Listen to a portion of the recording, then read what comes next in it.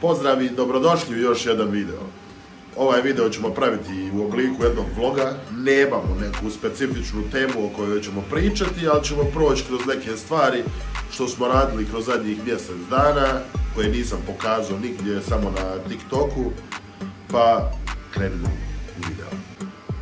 Ako ste gledali prve videe na ovom kanalu, mogli ste upratiti da sam pričao o AMS multimaterial sistemima i kako ja pravim jedan, te sam u istom videu spomenuo i pokazao rukom na ovaj isti MMS sustav koji je još bio u fazi printa. Pa na kraju, kad sam skupio i ja malo volje, sam se odlučio da to završimo. Pokazat ću vam par videa izrade i pokazat ću vam u biti kako to izgleda. Nije još funkcionalno, još ne koristim, dakle samo sam sastavio više da se riješim, da mi ne leži po policama, da ne gledam svaki dan u to. Napokon sam ga na kraju završio, ali ga ne koristim, imat će neku drugu svrhu. O tom potom, a vama evo par videa da vidite kako je to sve izgledalo.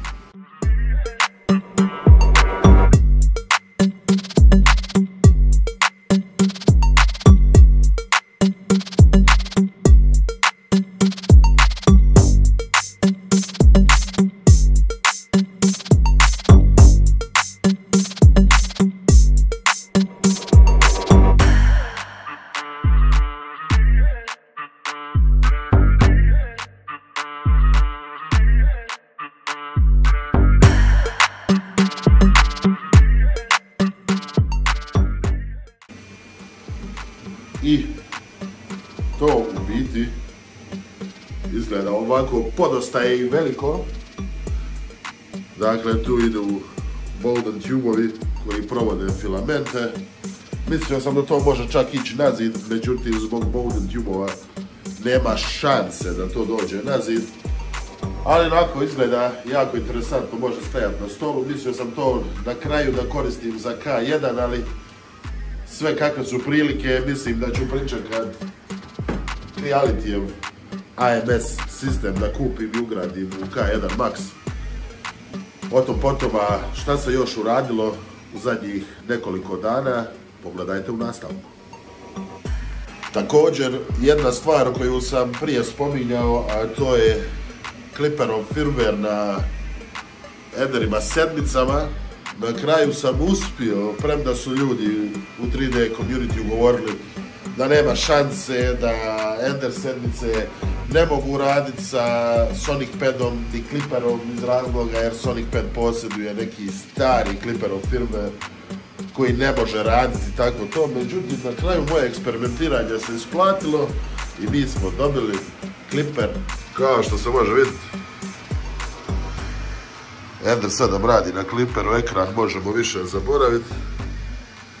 Kad idemo na Pick Printer, ovdje imamo, kaže da je drugi je disconnected, jer sam njega malo zeznuo. A šta sam zeznuo? Zeznuo sam to, također sam uspio staviti na Klipper, stavio sam iste postavke kao i tu, super je radio, počeo je printao je neka 2-3 sata i na kraju mu je crkao jedan step motora, to je ovaj tu, i jednostavno neće da radi kako treba, tako da moram naručiti taj step motor koji će doći za par dana, promijeniti i njega opet imamo u pokretu, mada sam i sa njega skinuo poklopac, tu sam neke stvari malo čistio, gledao, provjeravao, sve u svemu on super radi, dobili smo razne mogućnosti, evo kaže da sam printao 17 sati na njemu. Znači, sve preko kompjutera, preko lana mu zadajemo, imamo razne opcije, međutim, ugasit ćemo jer nam nije potreban uopće.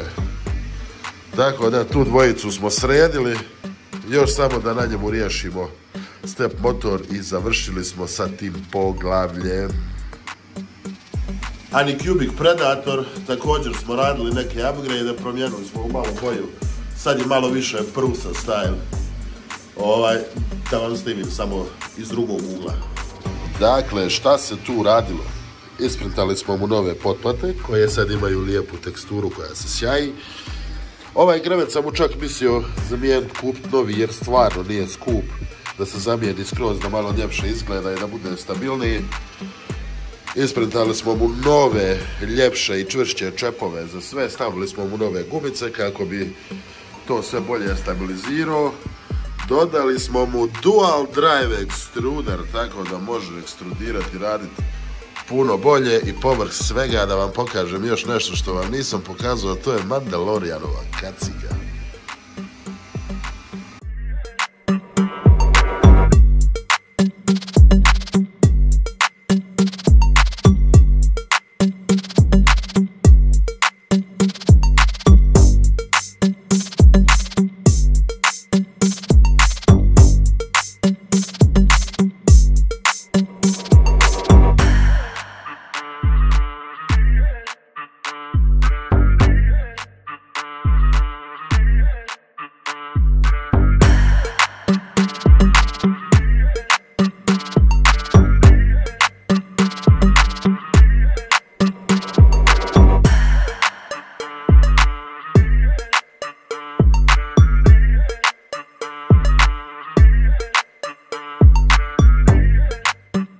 Zadnji printer u našem studiju koji smo uzeli doslovno nedavno, a to je Anycubic Cobra Max. Rećemo da mu je promjer pola metra s pola metra, znači može printati ogromne stvari, mada za njega imam još par update-a koji se moraju napraviti, jedan mi je tu. Da vam pokažem, to je bracket za dual drive koji dođe ovako tu negdje, stavi se dual ekstruder koji će također doći, da i njega malo upgradeujemo tako da i on bude prava mašina. Mada Cobra Max je zadužena za ovaj čitav tu dio i sa sprejevima, sve je printano na njemu, znači printer printa nevjerovatno. Također sam radio na istom tom printeru Mandalorianovu kacigu sa sljedećom kvalitetom. Dakle, izgleda divno. Ovu kacigu još nisam završio, moram još šmirglat, moram, vidite, ima tu još svašta nešto za obradit, moram napraviti crni vizir. Tako da o tom potom, ja sam sebi ostvario želju da isprintam veliku Mandalorianovu kacigu koja čak može stati na moju glavu. A mi idemo dalje. Također nešto što trenutno radim, a to je LED reklama koja bi trebala stajati ovako tu negdje, a ovu sliku pomjeriti gore, ili bi čak trebala stajati tu negdje, ali to ćemo sve vidjeti. Tako da kad pravim videa za TikTok, da to malo ima sve nekog smisla i da malo ljepše izgleda. Sa te reklame, da, ta reklama je također rađena na K1 Max, molim vas, samo pogledajte kvalitetu koju taj printer izbaciva. Dakle, nije uvijek do printera, 90% je do usera, kako koristiš, kako naštimaš, tako će ti raditi. Tako da nije svaki printer Bambu Lab.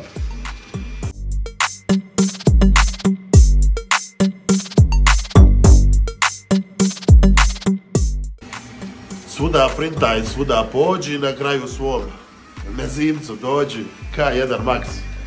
Mezimac u ovom studiju, to je printer koji od prvog dana radi svoj posao, trenutno je na nekih 1000 sati rada, i dalje radi besprijekorno, i dalje printa svaki dan, i dalje printa najbolje od svih printera, i dalje je najbrži.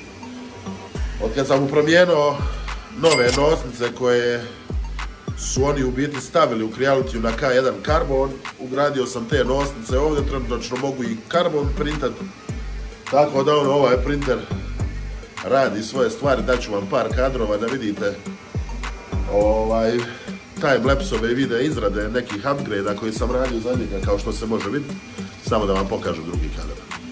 Dakle, pošto je poznato i svi koji imaju K1 Max kad dođe u tvornički, postoje već neke greške. Dakle, ovaj kabel udara u ove cijevi, također ne može da uđe u žlijeb ovdje sa strane.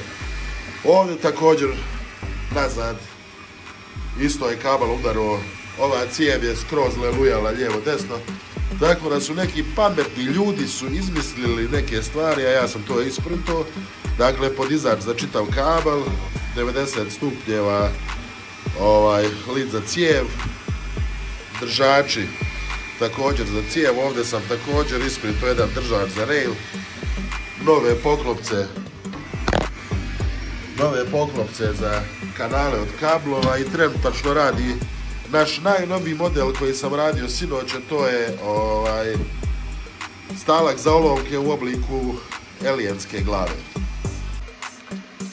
Mislim da bi to bilo to za ovaj video, čisto da održimo kontinuitet uploadanja videa, a i usput da kanal držimo updateovani. Ako vam se svidio video, stisnite like, pretplatite se, stisnite zvonce, a mi se vidimo u sljedećem klipu. Pozdrav!